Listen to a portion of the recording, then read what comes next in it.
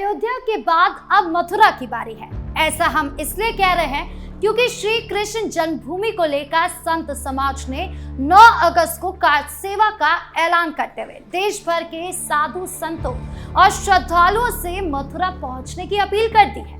संतों का कहना है कि जिस तरह कार सेवकों और संतों ने अयोध्या में कार सेवा की और विवादित ढांचे को गिराया, उसी तरह के आंदोलन का समय अब आ गया है। लेकिन ये सब होगा कैसे?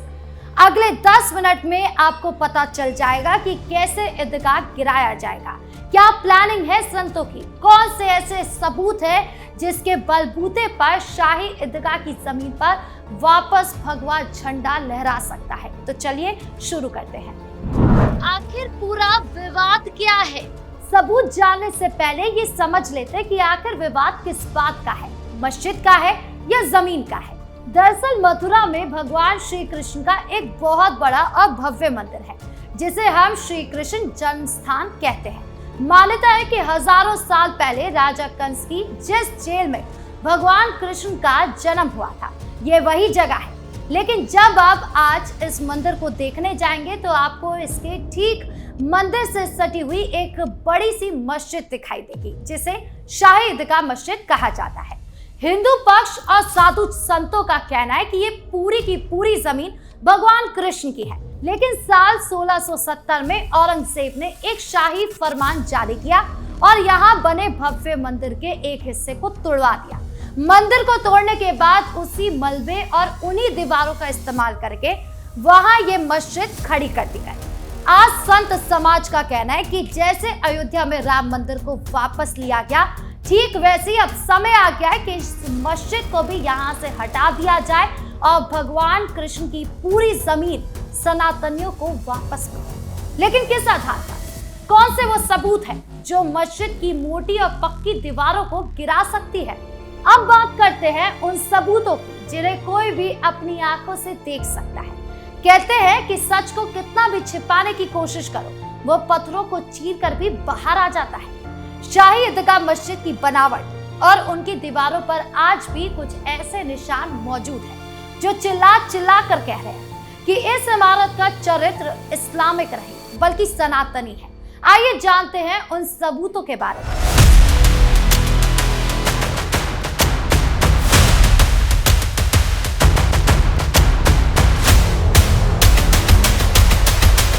अगर आप इस पूरे परिसर की वास्तुकला को ध्यान से समझेंगे तो आपको पहला सबूत मस्जिद के खंभों पर ही मिल जाएगा।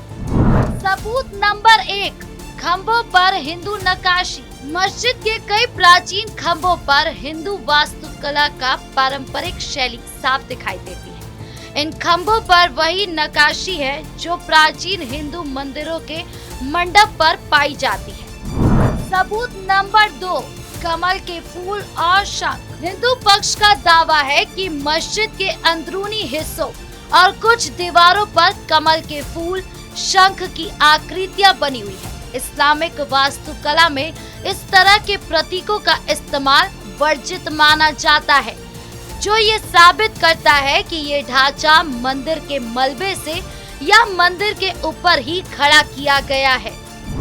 सबूत नंबर 3, स्वास्तिक के निशान। जांच और पुरानी तस्वीरों के आधार पर ये बात भी सामने आई कि कुछ पत्थरों पर स्वास्तिक के प्राचीन निशान खुदे हुए हैं, जिन्हें बाद में चूने या प्लास्टर से छिपाने की नाकाम कोशिश की गई। इन निशानों को देखकर कोई भी समझ सकता है कि यह अचानक रात भर में बनी कोई इमारत नहीं है।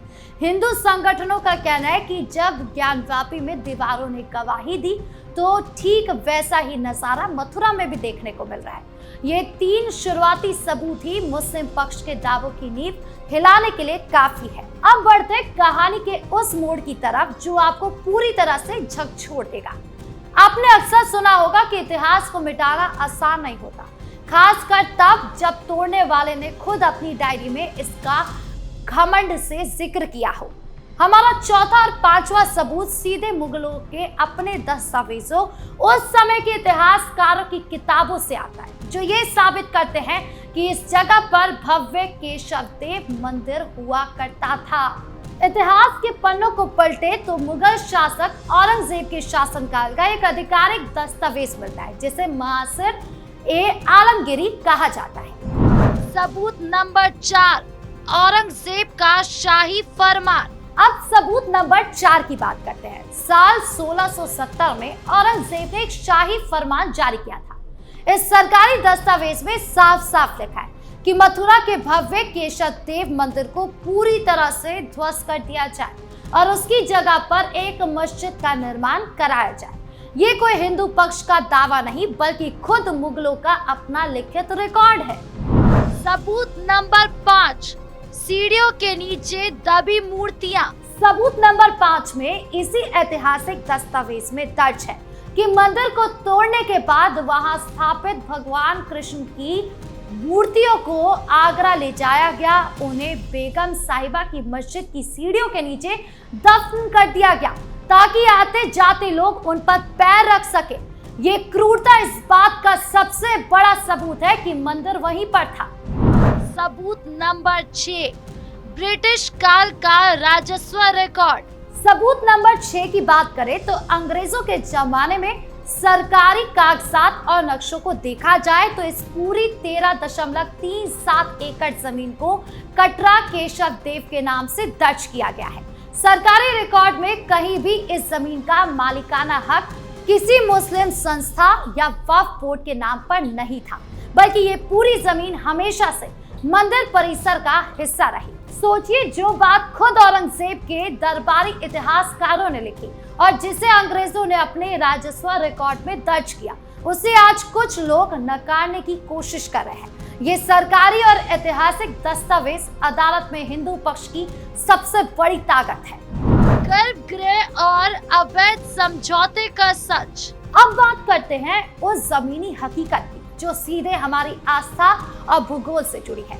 किसी भी मंदिर का सबसे पवित्र हिस्सा उसका गर्भगृह होता है, जहां भगवान प्रकट होते हैं। मथुरा में जिसे आज शाही ईदगाह कहा जाता है, उसकी भौगोलिक स्थिति ही हमारा अगला सबसे बड़ा सबूत है। इसके साथ ही हम उस कानूनी खेल का भी पर्दाफाश करेंगे जिसके जरिए इस जमीन को हड़पने की कोशिश की गई थी। इस विवाद के बाकी 4 सबूत इसकी भौगोलिक स्थिति और प्राचीन मान्यताओं को पूरी तरह स्पष्ट कर देते हैं। सबूत नंबर 7, असली गर्भगृह की स्थिति। हिंदू पौराणिक कथाओं और प्राचीन ग्रंथों के अनुसार कंस का जो कारागार था, उसका मुख्य केंद्र ठीक उसी जगह पर आता है जहां आज शाही ईदगाह की मुख्य दीवार खड़ी है, यानी जिसे मस्जिद का केंद्रीय हिस्सा बताया जाता है, वही असल में बाल कृष्ण का मूल जन्म स्थान यानी गर्भगृह है। सबूत नंबर 8, प्राचीन नक्काशीदार चौखट। मस्जिद के पिछले हिस्से में एक ऐसी प्राचीन चौखट और द्वार के अवशेष दिखते हैं जो पूरी तरह से उत्तर भारतीय मंदिर शैली से मेल खाते हैं। ये साफ करता है कि मुख्य मंदिर का प्रवेश द्वार यही था। सबूत नंबर 9, 1815 की नीलामी के कागज। साल 1815 में ईस्ट इंडिया कंपनी ने इस पूरी कटरा केशव देव की जमीन को बनारस के राजा पटनीमल को नीलाम कर दिया था। राजा पटनीमल ने ये जमीन मंदिर निर्माण के लिए खरीदी थी। इस नीलामी के कागजात साबित करते हैं कि इस जमीन पर कभी भी मुस्लिम पक्ष का कोई कानूनी हक नहीं रहा। सबूत नंबर 10, 1967 के समझौते का फर्जीवाड़ा।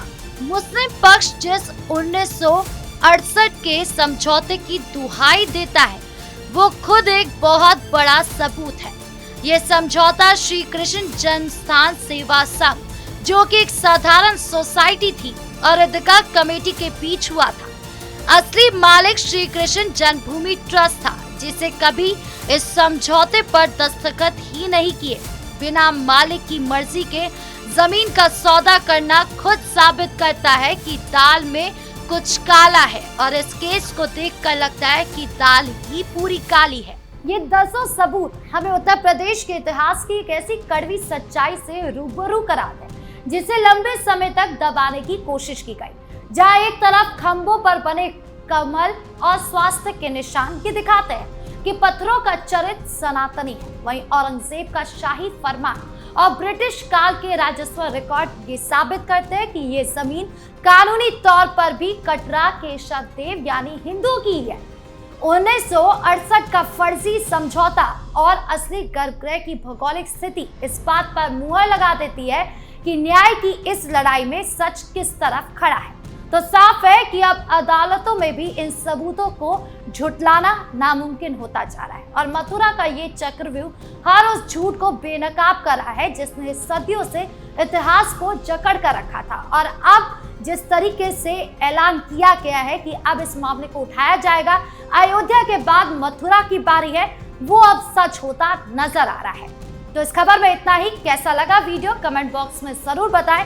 वीडियो को लाइक करें, शेयर करें और चैनल को सब्सक्राइब करना ना भूलें। धन्यवाद।